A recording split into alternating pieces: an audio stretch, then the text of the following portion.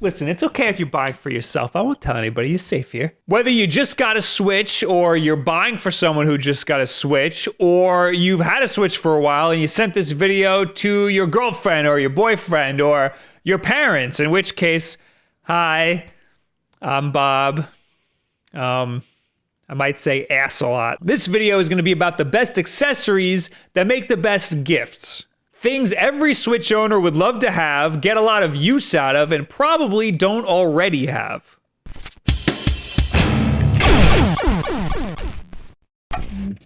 If you're a regular here on the Wulff Den, this is gonna feel like one of those sitcom episodes that just references old episodes. But there's some new stuff here. There's also a giveaway in this video, so you're gonna like being here. If you want to get a gift for somebody that plays a lot of video games, rule number 1 is that you never, ever buy them a video game unless you're absolutely certain that they don't already have that video game and that they actually want to play that video game. Gamers are very particular in what games they want to play, and rightfully so. We sink tens and sometimes hundreds of hours into these things. We don't have time for trash. And if it's something that we want, we probably have it already.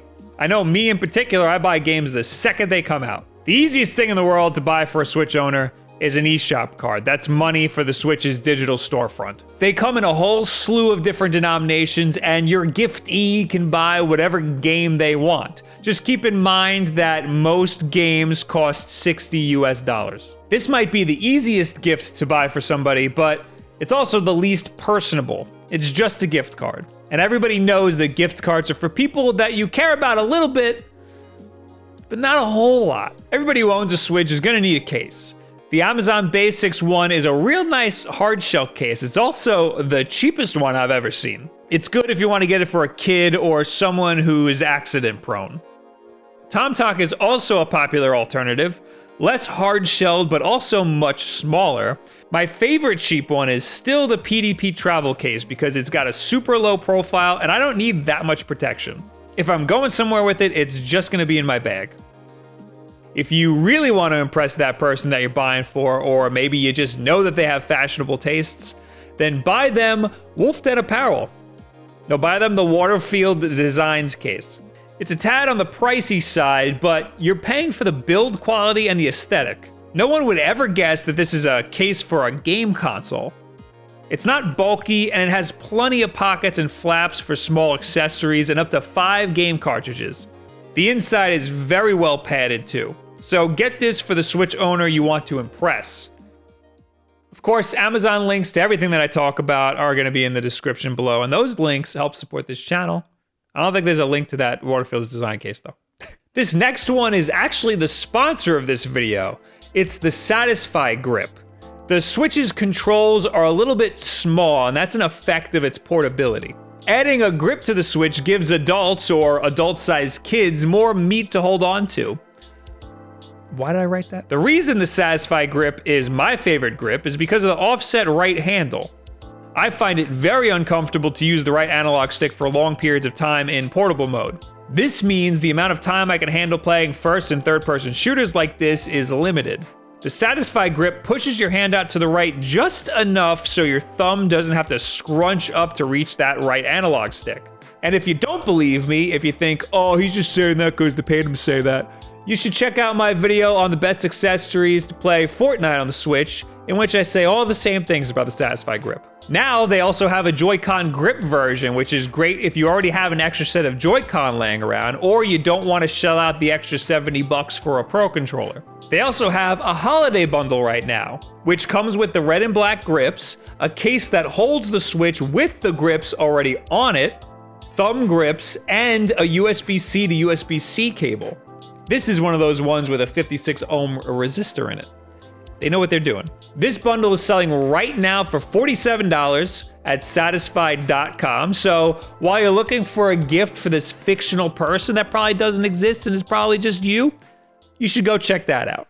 While we're on the subject of controllers, Super Smash Bros. Ultimate is coming out so soon that it's probably out by the time you're watching this. Most people like playing Smash Bros. Games with Gamecube controllers, so much so that companies are coming out with their own versions of Gamecube controllers for the Switch. And you have to be careful because the official Nintendo one requires an adapter to work, so you need to buy the adapter also, which can be a little hard to find. I think the simplest ones to get are the USB ones that don't require an adapter. There's one made by Hori and one made by PDP. They perfectly mimic the look and feel of a GameCube controller. But as far as your Switch is concerned, these are just Pro controllers. The PDP one is cool because the C stick is swappable with an actual analog stick. But the Hori one is cool because the D-pad is bigger and the shoulder buttons are flippable. This gets a little bit complicated. On an actual GameCube controller, there's only one Z button. It's on the right side and it's closer to you than the L and R buttons. On a Pro controller, there's two Z buttons and they're farther away from you. So if you're gonna have controllers that look like GameCube controllers but mimic Pro controllers, this might be a problem. Luckily, Hori had the foresight to allow us to swap the functions of the LR and ZL-ZR buttons. But we won't really know how much of a problem this would be until Smash actually comes out and we can actually try it for ourselves. I think it'd be disingenuous to try to tell you which one of these is better now without having tried it with Smash Bros. Ultimate. Looking at you, every other Switch YouTuber. So once I get to try these controllers with Smash, I'll have a video out on which one is the best one to use with Smash Bros. Ultimate. But for right now, you're getting this gift guide. I think the safest bet would be the Hori controller because of the versatility. Or the official Nintendo one if you already have a GameCube controller adapter, but I'll have a more definitive answer for you next week. Speaking of Smash Brothers, me and Fnax4 are going to be giving away 2 digital copies of the game, so check out the link in the description. If you want to win that contest will be going up for 1 week. Me and AJ will, of course, be streaming it a lot. We're going to be streaming it at midnight on twitch.tv/WulffDen and on Sunday right here on YouTube. So subscribe for that. Subscribe to his channel. Do the contest. You got to subscribe to do it anyway. If you're looking for an all-around great controller for the Switch, look no further than the 8BitDo SN30 Pro. I have a whole recent video on why this is my favorite controller for the Switch, so I don't want to get too into it. But the short of it is that the D-pad is in the perfect spot for 2D games, and it's a big D-pad.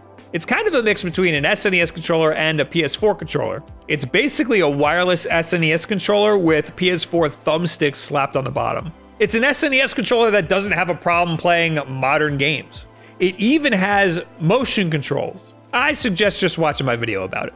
8BitDo also has new NES 30 Pros. These are great if the person you're buying for is more into the NES than the SNES. These are also great for the litany of NES games that come with every single Nintendo Switch Online subscription.